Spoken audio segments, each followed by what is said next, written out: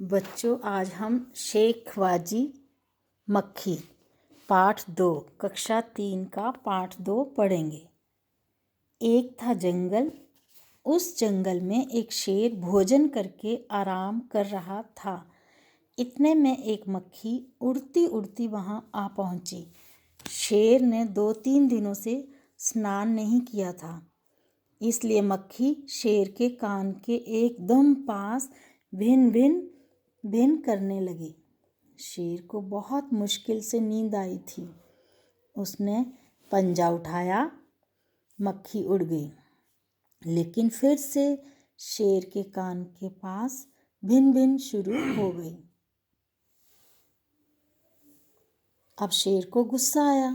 वह दहाड़ा, अरे मक्खी, दूर हट, वरना तुझे अभी जान से मार डालूंगा। मक्खी ने धीरे से कहा, छी छी, जंगल के राजा के मुंह से ऐसी भाषा कहीं शोभा देती है।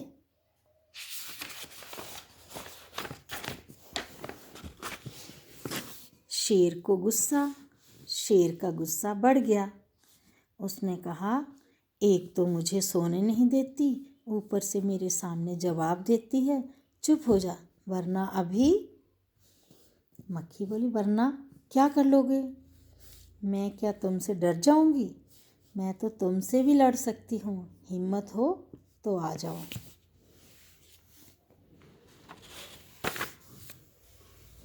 शेर आग बबूला हो उठा। उसने कान के पास पंजा मारा। मक्खी तो उड़ गई, पर कान जरा छिल गया। मक्खी उड़कर शेर की नाक पर बैठी तो उसने मक्खी को फिर पंजा मारा। मक्खी उड़ गई। अब की बार शेर की नाक छिल गई। मक्खी कभी शेर के माथे पर बैठती, कभी गाल पर, तो कभी गर्दन पर। शेर पंजा मारता जाता और खुद को घायल करता जाता। मक्खी तो फट से उड़ जाती। अंत में शेर उब गया, थक गया। वह बोला, मक्खी बहन, अब मुझे छोड़ो। मैं हारा और तुम जीती, बस। मक्खी घमंड में चूर होकर उड़ती उड़ती आगे बढ़ी। सामने एक हाथी मिला। मक्खी ने कहा, अरे हाथी, मुझे प्रणाम कर। मैंने जंगल के राजा शेर को हराया है, इसलिए जंगल में अब मेरा राज चलेगा। हाथी ने सोचा, इस पागल मक्खी से बहस करने में समय कौन बर्बाद करे। हाथी ने सूंड ऊपर उठाकर मक्खी को प्रणाम किया और आगे बढ़ गया। सामने से आ रही लोमड़ी ने ये सब देखा। लोमड़ी मंद मंद मुस्कुराने लगी। इतने में मक्खी ने लोमड़ी से कहा, अरे ओ लोमड़ी, चल मुझे प्रणाम कर। मैंने जंगल के राजा शेर और विशालकाय हाथी को भी हरा दिया है।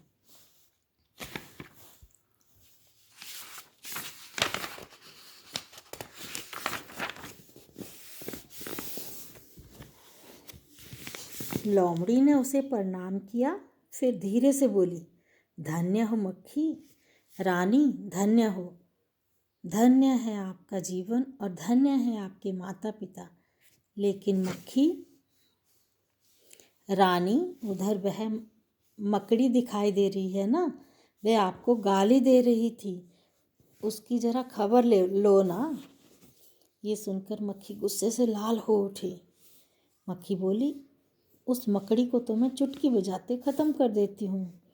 ये कहते हुए मक्खी मकड़ी की तरफ झपटी और मकड़ी के जाले में फंस गई।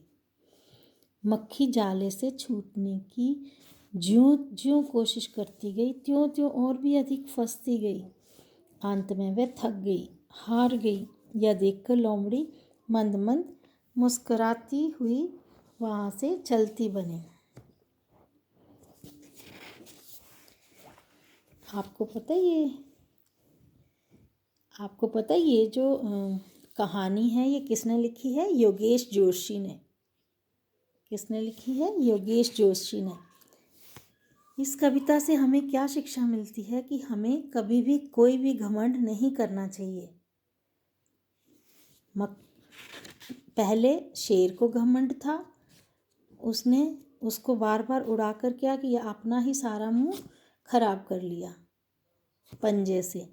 और फिर मक्खी को घमंड हो गया जब शेर ने उसके आगे प्रणाम किया, तो हाथी ने भी उसको प्रणाम कर दिया, लोमड़ी ने भी कर दिया। पर लोमड़ी बहुत चालाक थी, उसने क्या किया, मक्खी को जाले में फंसा दिया। अब क्या हुआ, मक्खी का घमंड भी टूटा।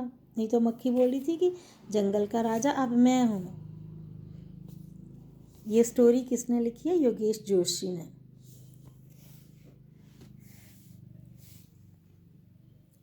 कैसी लगी कहानी, कक्षा में अपने दोस्तों के साथ बातचीत करो और ये भी बताओ कि आपको कहानी में सबसे अच्छा कौन लगा और क्यों।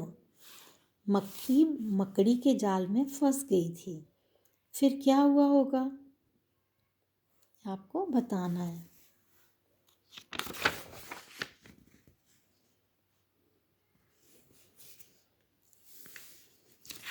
आज आपने ये वाला पार्ट अच्छी तरह से रीड करना है अपनी अपनी बुक में से। Okay, thank you.